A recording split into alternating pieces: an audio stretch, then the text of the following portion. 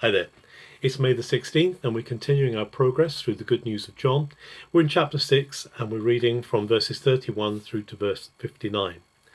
Jesus at the beginning of this reading is still in the context of the Feast of Sheds, the Feast of Tabernacles, this harvest ingathering, which started in chapter 7, and he's still going on teaching. He's teaching in the temple and he's speaking to those Jews who by all accounts have tried to believe in him, they've trusted him.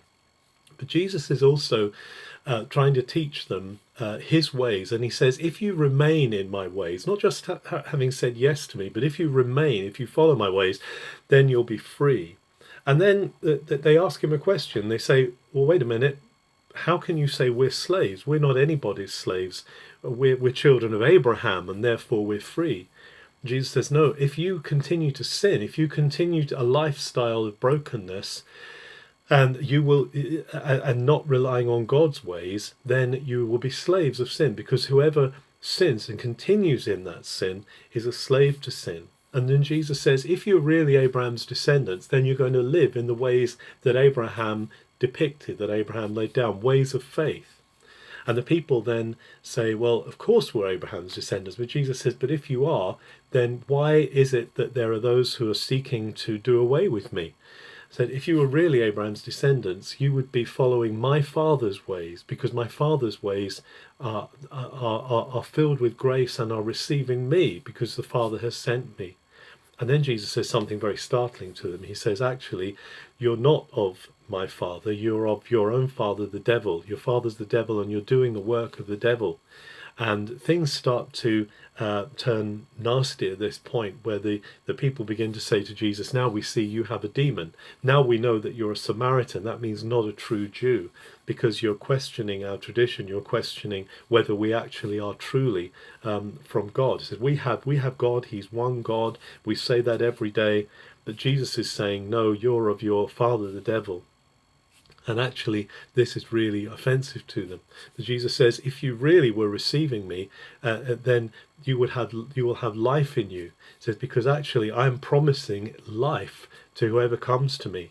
It says, Abraham died, the prophets died, but whoever comes to me will have life. And they are again questioning this and say, how can you say that you can give life? Abraham died, and are you greater than Abraham, that you won't die, that you're promising eternal life? And then at the end of this reading, Jesus caps everything by saying something amazing. He says that before Abraham was, I am. Prin Avram yeneste ego imi. Before Abraham was, I am. Now that ego imi is the words of God, in a sense. When God reveals himself to Moses at the burning bush and afterwards in the desert, he calls himself I am. And the people who are listening to Jesus, now this is he said this is really over the top, that Jesus is claiming to have seen Abraham, that Abraham saw his day, that before Abraham existed, Jesus is I am. And because of this, they turn right around from even considering following Jesus, and they pick up stones to stone him. But miraculously, Jesus walks away through the midst of them, and they don't touch him.